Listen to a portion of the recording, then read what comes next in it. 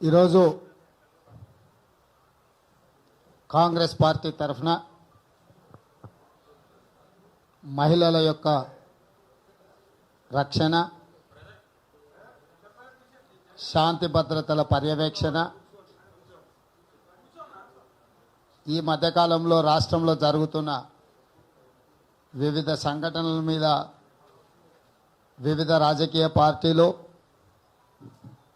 ప్రజా సమస్యల మీద పోరాటం చేసే సంఘాలు, మహిళా సంఘాలు, విద్యార్థి సంఘాలు, పాత్రికేయ మిత్రులతో సహా అందరి సలహాలు సూచనలు తీసుకొని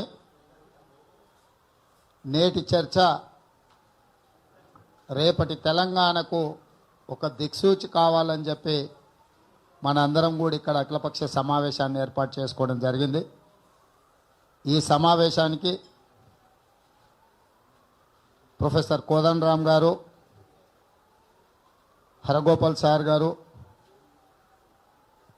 చెర్కు సుధాకర్ గారు, వైఎస్ఆర్ తెలంగాణ పార్టీకి సంబంధించిన నాయకులు, సిపిఐ ఎంఎల్ న్యూ డెమోక్రసీ, అదేవిధంగా లోక్సత్, అదేవిధంగా ఆమ్ ఆద్మీ, ఇతర రాజకీయ బహుజన్ సమాజ్ పార్టీ, ఇతర చాలా రాజకీయ పార్టీలకు సంబంధించిన వాళ్ళు తెలంగాణ సమాజంలో జరుగుతున్న సంఘటనల పట్ల తమ ఆలోచనను పంచుకోవడానికి చాలామంది ఇక్కడికి వచ్చి తమ అనుభవాన్ని, తమ ఆలోచనను, సూచనలను ఈ వేదిక మీద చేయడం ద్వారా మిత్రుడు డాక్టర్ దాసో శ్రవణ్ గారు ప్రవేశపెట్టిన తీర్మానాలను మనమందరం ఏకగ్రీవంగా ఆమోదించుకొని ముందుకు వెళ్తూ భవిష్యత్ కార్యాచరణను కూడా మనము తీసుకెళ్లాలనుకున్నాం. అదేవిధంగా కాంగ్రెస్ పార్టీ తరఫున కూడా మా అక్క డాక్టర్ జె గీతారెడ్డి గారు, పెద్దలు డాక్టర్ చిన్నారెడ్డి గారు, పెద్దలు డాక్టర్ మల్లురవి గారు, అదేవిధంగా చాలామంది మా మహిళా అధ్యక్షురాలు చాలామంది ఇక్కడికి రావడం జరిగింది. మిత్రులారా, ప్రయత్నం మొదట బాధ్యతాయుతమైన ముఖ్యమంత్రిని, ముఖ్యంగా మహిళల మీద దాడులు జరుగుతున్నప్పుడు అత్యవసర సమావేశాలను ఏర్పాటు చేసి సంబంధిత శాఖకు సంబంధించిన మంత్రులు, సంబంధిత శాఖకు సంబంధించిన అధికారులతోని ముఖ్యమంత్రి గారు సమీక్ష చేసి ఆ సమీక్షలో ఒక స్థిరమైన నిర్ణయాలు తీసుకొని నేరస్తులను భయపెట్టే విధంగా, బాధితులకు భరోసా కల్పించే విధంగా ముఖ్యమంత్రి గారి చర్యలు ఉండాలి. పదే పదే ఈ అంశాలు అన్ని రాజకీయ పార్టీలు లేవనెత్తినాయి, అన్ని సంఘాలు ప్రస్తావించినాయి, నిరసన తెలిపినరు, ధర్నాలు చేసినరు, రాస్తా రోకోలు చేసినరు. అయినా ముఖ్యమంత్రి గారి వైపు నుంచి స్పందన రాలే. ప్రధాన ప్రతిపక్షమైన కాంగ్రెస్ పార్టీ ఈ ధర్నాలలో, ఈ ఆందోళనలో పాల్గొంటూనే ముఖ్యమంత్రి గారికి లేఖ రాయడం జరిగింది. ఇప్పటికైనా మీ వ్యక్తిగత, మీ కుటుంబ అవసరాల ప్రాధాన్యతలను పక్కన పెట్టి ప్రజలు ఆందోళనలో ఉన్నారు. ముఖ్యంగా ఆడపిల్లల తల్లిదండ్రులు రాత్రిపూట కాదు కదా, పట్టపగలు మిట్ట మధ్యాహ్నం కూడా బయటకు పంపించాలి అంటే బయటికి పంపించలేని పరిస్థితులు. స్కూళ్ళు, కాలేజీలకు వెళ్ళిన పిల్లలు కూడా వాళ్ళు సురక్షితంగా ఉన్నారా లేరా అనే అనుమానంతో క్షణం క్షణం హైదరాబాద్లో బ్రతకాల్సిన పరిస్థితులు ఉన్నాయి. ఈ హైదరాబాద్ తెలంగాణకు గుండెకాయ. ప్రపంచ చిత్రపటంలో పెట్టుబడులకు కానీ, ఒక మంచి సంస్కృతి సాంప్రదాయాలకు ఈ ప్రాంతంలో శాంతి భద్రతలు ఉండి ఎవరు పెట్టుబడులు పెట్టినా ఆ పెట్టుబడులకు రక్షణ కల్పించి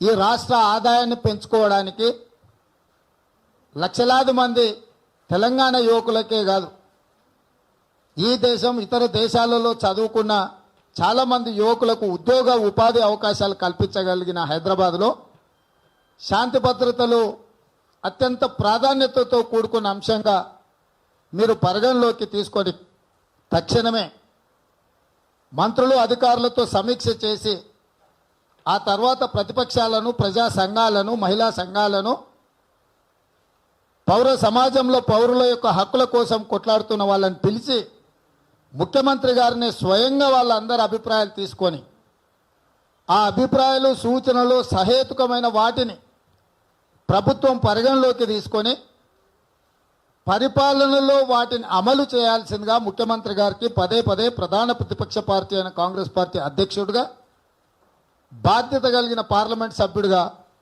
ముఖ్యమంత్రి గారికి విజ్ఞప్తి చేయడమే కాకుండా లేఖలు రాసి, నేను ఆశించిన కనీసం ఇంత గందరగోళమైన పరిస్థితిలో సమాజం అంతా ఆందోళన పడుతున్న సందర్భంలో హైదరాబాద్లో పెట్టుబడులు పెట్టడానికి కానీ, హైదరాబాద్లో ఉండే ప్రజలు మధ్యాహ్నం కూడా బయటకు వెళ్ళలేని పరిస్థితులు చెబితే బాగుండేది. కానీ జరిగిన సంఘటన ఒక దేవాలయంలో జరిగింది. ఇవాళ నేను సూటిగా సవాలు విసురుతున్న హైదరాబాద్ పోలీస్ కమిషనర్ గారిని, రేప్ ఎక్కడ జరిగింది, గ్యాంగ్ రేప్ ఎక్కడ జరిగిందో ఆ ప్లేస్ చూపించమని అడుగుతున్నాను. వేలాది మంది భక్తులు వెళ్ళి కొలుసుకునే మందిరం లోపట, కాంపౌండ్ లోపట రేప్, గ్యాంగ్ రేప్ జరిగింది అని అంటే ప్రభుత్వం ఎక్కడ జరిగిందో చెప్పదు. దేవుడినే అడ్డం పెట్టుకొని రాజకీయాలు చేసేటోళ్ళు ఆ సంగతే మాట్లాడరు. దేవుడి సాక్షిగా జరిగిన రేపు, దేవుడి గుళ్ళో జరిగిన రేపును దేవుడినే ఆలంబన చేసుకొని వైషమ్యాల ప్రాతిపదికన రాజకీయంగా ఎదగాలనుకుంటున్న పార్టీ ఆ సంఘటన జరిగిన ప్రదేశం ఎక్కడా అని మాట్లాడరు. ఇంతకుముందు మా సోదరిమణి వీడియో రిలీజ్ చేయడం వెనకాల నిందితుని పట్టుకోవడానికి మేము విడుదల చేసినాం అన్నట్టుగా మాట్లాడుతున్నారు. కాదు, నేను నిర్దిష్టంగా ఈరోజు చెప్పదలుచుకున్నాను. ఒప్పందంలో భాగంగా గ్యాంగ్ రేప్ జరిగిందని వాళ్ళు ఫిర్యాదు చేసిన తర్వాత పోలీసులు విచారణ నా దిశగా తీసుకెళ్తున్న సందర్భంలో కేసును బలహీనపరచడానికి మీరు ఒక్కసారి ఆ వీడియో చూడండి. ఆ వీడియోలో ఉన్న చిత్రీకరణ మొత్తము గ్యాంగ్ రేప్ జరిగినట్టుగా లేదు. గ్రూప్ ఆఫ్ ఫ్రెండ్స్ ఒక కారులో వెళ్తూ వాళ్ళ వ్యవహారాలు చేసినట్టుగానే అందులో చిత్రీకరించినట్టుగా కనిపిస్తుంది. ఎడిటెడ్ వెర్షన్, లిమిటెడ్ వెర్షన్ ప్రజలకు విడుదల చేయడం ద్వారా అప్పటి వరకు ప్రజలు ఒక ఆందోళనతోని ప్రభుత్వం మీదకి ఉధృతంగా పోరాటం చేయాలని అన్ని సంఘాలు రోడ్డు మీదకి వచ్చి కొట్లాడాలనుకుంటున్న సందర్భంలో వాళ్ళ అవగాహనలో భాగంగా వీటిని బయటకు తీసుకొచ్చి పెట్టినరు. అంటే ఇంత పాశవికమైన, దుర్మార్గమైన చర్యలు జరుగుతున్నప్పుడు కూడా వ్యక్తుల ప్రయోజనాలు, రాజకీయ ప్రయోజనాలే ప్రాధాన్యతగా పెట్టుకొని ఈ రాష్ట్ర ప్రభుత్వం వ్యవహరిస్తున్నది. అందుకే కాంగ్రెస్ పార్టీ ప్రధాన ప్రతిపక్షంగా బాధ్యత తీసుకొని ప్రభుత్వం చేయలేని పనిని ప్రధాన ప్రతిపక్షంగా మేమైనా చేసి ఈ హైదరాబాదే తెలంగాణకు, తెలంగాణ ఆదాయానికి గుండెకాయ. ఈ హైదరాబాదు నగరానిలో నివసించే వాళ్ళే కాదు, ఈ హైదరాబాదు నగరానికి వచ్చే పర్యాటకులు, పెట్టుబడిదారులు లక్షలాది మంది హైదరాబాదు నగరం మీద ప్రత్యక్షంగా, పరోక్షంగా ఆధారపడి వ్యాపారాలు చేస్తున్న వాళ్ళు, జీవనం సాగిస్తున్న వాళ్లకు ఒక నమ్మకాన్ని, విశ్వాసాన్ని కల్పించడానికి మధ్యతరగతి, దిగువ తరగతి, ముఖ్యంగా ఆడపిల్లల తల్లిదండ్రులకు మా నగరం, మా రాష్ట్రం గొడ్డుపోలేదు, ప్రభుత్వం పట్టించుకోకపోయినా ప్రజా సంఘాలు ముందుకొస్తున్నాయి, బాధితులకు అండగా నిలబడతారు, బాధితుల తరఫున గలం విప్పుతారు అనే ఒక విశ్వాసాన్ని కల్పించడానికి కార్యక్రమాన్ని కాంగ్రెస్ పార్టీగా, పిసిసి అధ్యక్షుడిగా తీసుకోవడం జరిగింది. ఈ ఆలోచనను సమర్థించుకుంటూ మీరందరూ ఇక్కడికి రావడం ద్వారా ఇది కాంగ్రెస్ పార్టీకి అండగా నిలబడ్డట్టు కాదు, ఇది తెలంగాణ సమాజానికి మీరు అండగా నిలబడ్డారు. తెలంగాణ సమాజానికి ఒక విశ్వాసాన్ని కల్పించడానికి మీరందరూ బాధ్యత తీసుకున్నారు. పెద్దలు హరగోపాల్ గారు, ప్రొఫెసర్ కోదండరామ్ గారు, ఇక్కడ మేధావులందరూ కూడా ఒక ఆలోచనతోని వేలాది మంది విద్యార్థులను, ఉద్యమకారులను ఉత్పత్తికి కేంద్రమైన ఉస్మానియా యూనివర్సిటీలో నిప్పు కణికల్లాంటి విద్యార్థులను ఉద్యమకారులను తయారు చేసిన మేధావులు కూడా ఇవాళ తెలంగాణలో ఉన్న పరిస్థితుల పట్ల ఆందోళన చెంది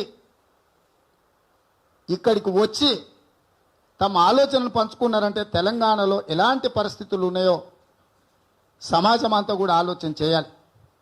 అందుకే ఈరోజు కాంగ్రెస్ పార్టీ చర్చ చేయడం ద్వారా సమస్యలను చూపించుకుంటూ ప్రభుత్వాన్ని తిట్టడంకు పరిమితం కాకుండా 50 సంవత్సరాలు పరిపాలన అనుభవం ఉండి భవిష్యత్తులో పరిపాలిస్తే భవిష్యత్తులో ప్రజలు ఆశీర్వదించి అందరూ సహకరిస్తే ఏ రకమైన పరిపాలన తెలంగాణ రాష్ట్రానికి అందించాలనుకుంటుందో, ఒకవేళ మాకు అధికారం రాకపోయినా రేపటి తెలంగాణ ఏ విధంగా ఉండాలి అన్న ఆలోచనను తెలంగాణ సమాజానికి ఇవ్వడం ద్వారా అన్ని రాజకీయ పక్షాలలో ఒక ఏకాభిప్రాయాన్ని తీసుకొచ్చి ఒక మంచి తెలంగాణను, మంచి సాంప్రదాయాలకు తెలంగాణ ఒక వేదికగా చేయడానికి 26 అంశాలతో కూడుకున్న తీర్మానాలను ప్రవేశపెట్టడం ద్వారా ఈరోజు ఈ యొక్క మంచి కార్యక్రమాన్ని తీసుకున్నాం. హాయ్ ఫ్రెండ్స్, మా టుడే టుమారో యూట్యూబ్ ఛానల్ చూస్తున్నందుకు చాలా థ్యాంక్స్. మరిన్ని లేటెస్ట్ వీడియోస్ కోసం వెంటనే సబ్స్క్రైబ్ చేయండి. అలాగే ఈ బెల్ ని కూడా రింగ్ చేసేయండి. మా నోటిఫికేషన్స్ అన్ని మీ మొబైల్లో వస్తాయి. అలాగే మా వీడియోస్ మీకు నచ్చితే లైక్ చేయండి, షేర్ చేయండి, నచ్చకపోతే కామెంట్ చేయండి.